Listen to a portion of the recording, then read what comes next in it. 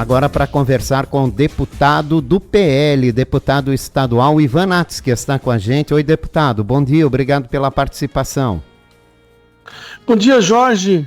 Bom dia a todos vocês aí. Eu confesso que estou recebendo um sinal com um pouco de falha. Não sei se meu som minha voz está chegando bem aí.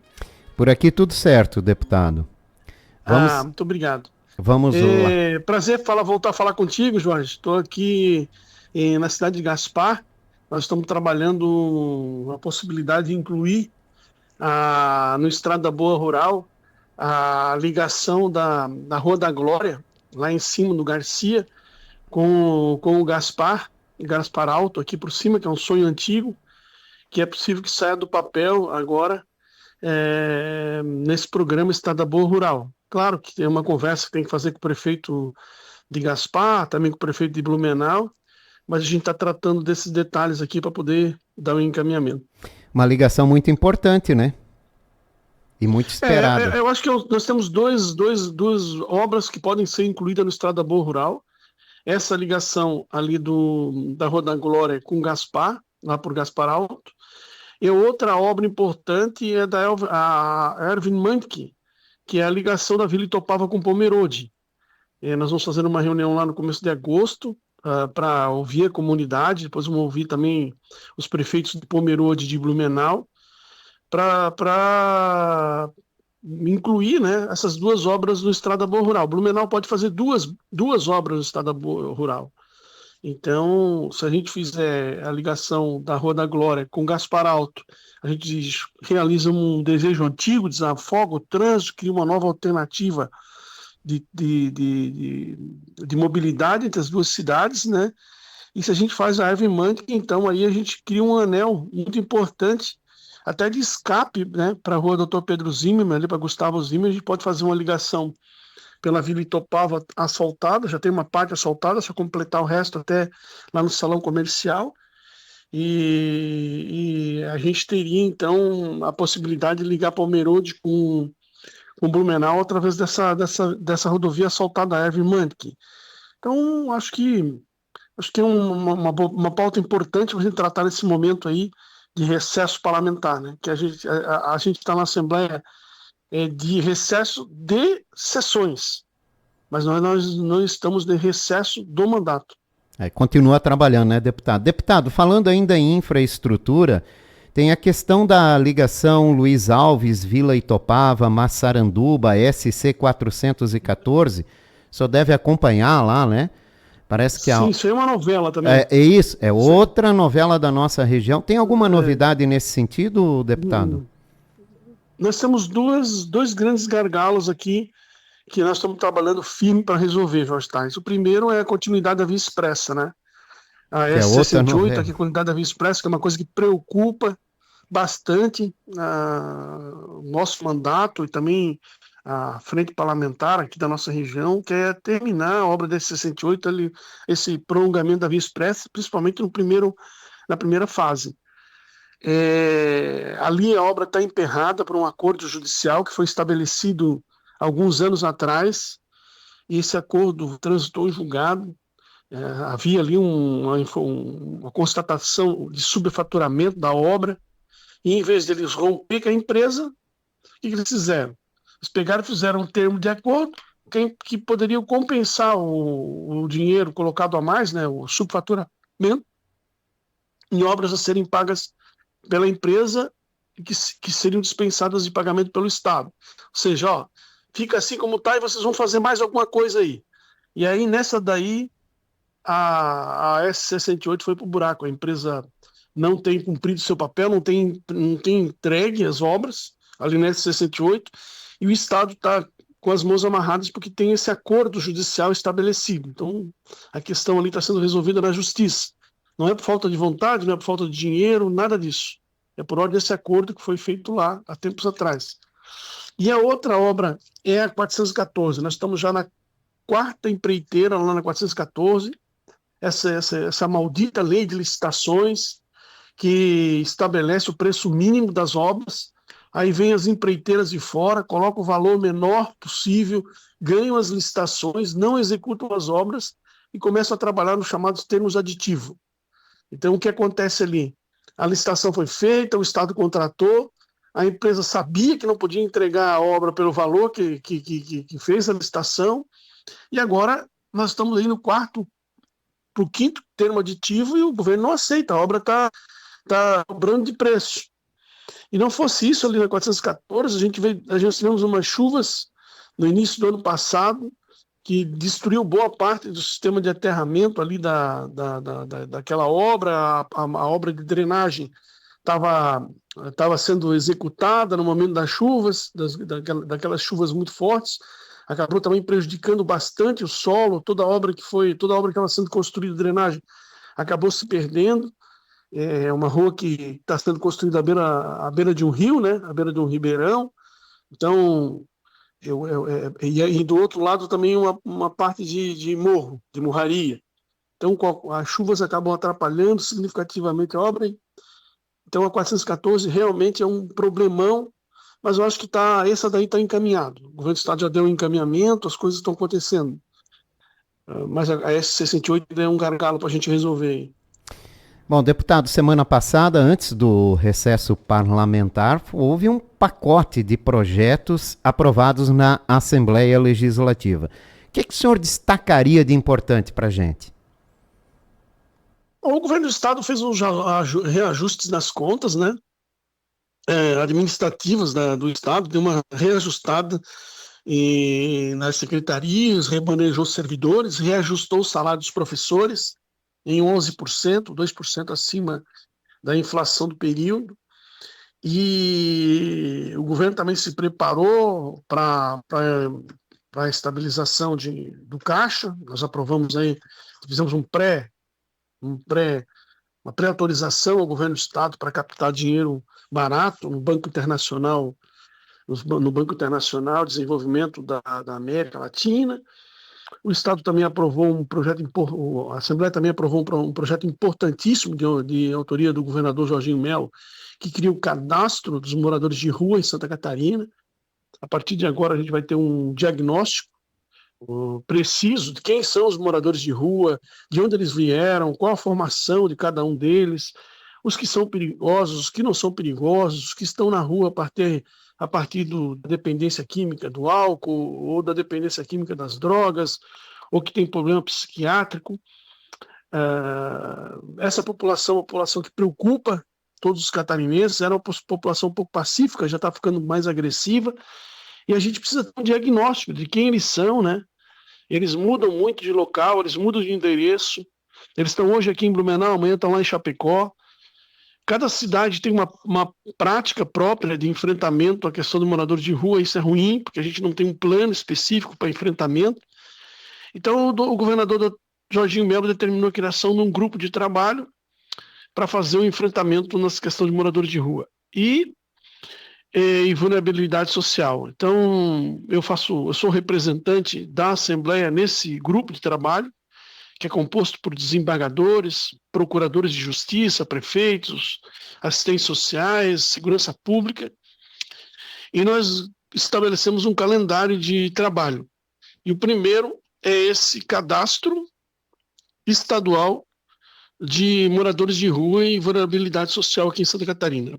Eles serão todos identificados por identificação facial, e a partir dessa identificação nós vamos poder fazer um diagnóstico completo dos moradores de rua de Santa Catarina e a partir daí criar um plano, né, de auxílio e enfrentamento a essa coisa quase que já é uma pandemia, né? Há 5 anos atrás nós tínhamos 7 mil moradores de rua em Santa Catarina, aproximadamente. Hoje a gente já tem 11 mil moradores de rua em Santa Catarina. A gente dobrou o número em 5 anos. Então, isso é preocupante e o governo do estado vai fazer esse cadastro estadual para a gente saber quem são e como fazer o enfrentamento. Até para tirar os perigosos da rua, né? Tem muita gente na rua perigosa, que a gente não sabe quem são, eles não têm documento, enfim. Também aprovamos um projeto de pacote de incentivo a investimentos da iniciativa privada no estado. A SC Parcerias passa a ser uma empresa de investimento do estado. Você vai poder o estado ser parceiros de indústria, de comércio, vai poder investir em parceria com empresas que pretendem fazer mobilidade em Santa Catarina, como o programa da Estrada de Ferro, que deve sair, o projeto deve ficar concluído ainda até o final do ano que vem. Então tem muita coisa acontecendo, tudo coisa boa, tudo matéria boa, tudo. Os catarinenses têm que ficar muito felizes de viver esse momento aí. O Estado está com muito dinheiro no caixa, a gente tem capacidade de investimento, juro barato no mercado. Então as coisas estão muito. A gente está vivendo um momento de muita felicidade, isso é muito bom. Deputado, foi aprovado também um projeto que cria cargos temporários na Polícia Militar e no Corpo de Bombeiros. Isso pode auxiliar no aumento de efetivo tão desejado? Sim, boa pergunta, Thais. Até eu estava me esquecendo desse grande incentivo ao fortalecimento da Força de Segurança Pública de Santa Catarina. O projeto do policial temporário vai colocar 2.600 policiais na rua. 2.000 PMs e 600 do Corpo de Bombeiros. Como é que isso vai funcionar? Para quem esteve no Exército, ou para quem acompanha o Exército, sabe que no Exército existe uma carreira de temporários. Existem os soldados antigos, os cabos, sargentos e os tenentes formados no NPOR, que ficam na corporação no máximo 5 anos. Depois eles têm que sair. E isso é o policial militar temporário. Serão policiais que serão contratados por um tempo máximo de 5 anos e que farão uma força policial de Santa Catarina aumentar. Está muito difícil a gente conseguir policial militar, a gente tem concurso permanentemente, mas os jovens se inscrevem, iniciam a profissão e há um abandono muito grande da força. A gente gasta muito treinando o policial, e quando o policial está treinado, vai para a rua, em pouco tempo ele se desliga. A gente está sentindo uma falta grande. E também um grande número de aposentadorias, né?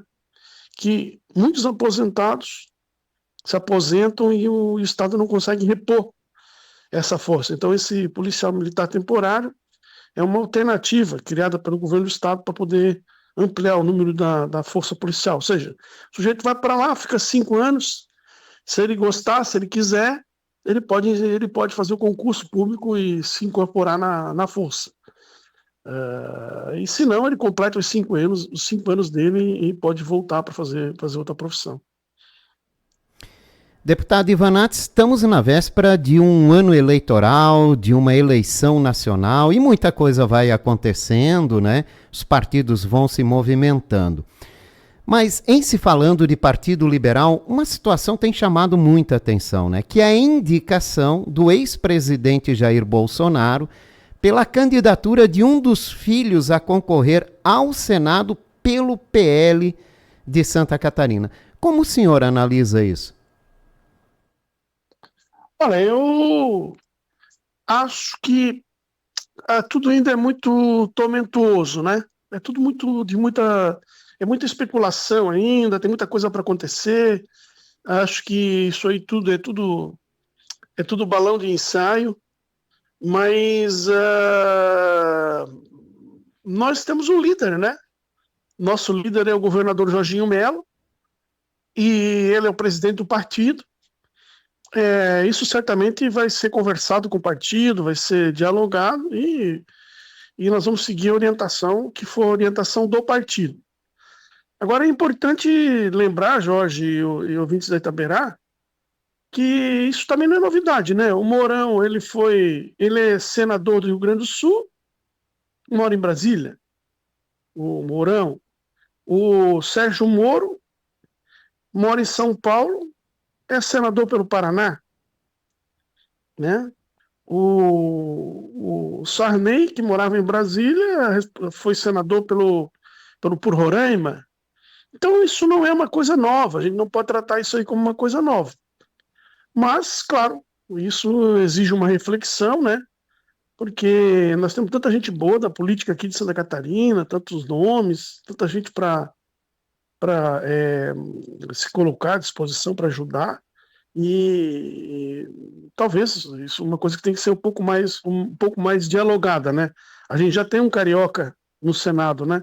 Nós já temos um senador de Santa Catarina que é do Rio de Janeiro. Então, eu falo meio em nome do partido, meio preocupado com o partido, né? A gente não cometer um erro que possa nos causar muito prejuízo no futuro. Mas, como eu disse, essa é uma decisão do governador Jorginho Melo e o que ele decidir, nós vamos acatar, porque ele é o líder do nosso partido e a gente segue a liderança. Deputado, e qual é o foco de trabalho na Assembleia Legislativa nesse segundo semestre? Fortalecer a política pública regional. Acho que a gente tem que fortalecer a nossa política pública regional, trabalhar unido, como a gente está trabalhando. Pela primeira vez, o Vale do Itajaí tem uma bancada que trabalha unida, forte, unida mesmo, de verdade. E isso é muito bom para a nossa região. A gente tem conquistado muita coisa aqui para a cidade, muita coisa para a nossa região lá na Assembleia. Olha só, a nova torre do Hospital Santo Antônio, conquista da representação regional. Aí o sonho antigo, que era a macrodenagem da Rua Araranguá, saindo graças ao fortalecimento da política pública regional. O SESI, que é uma conquista da Assembleia, dos deputados.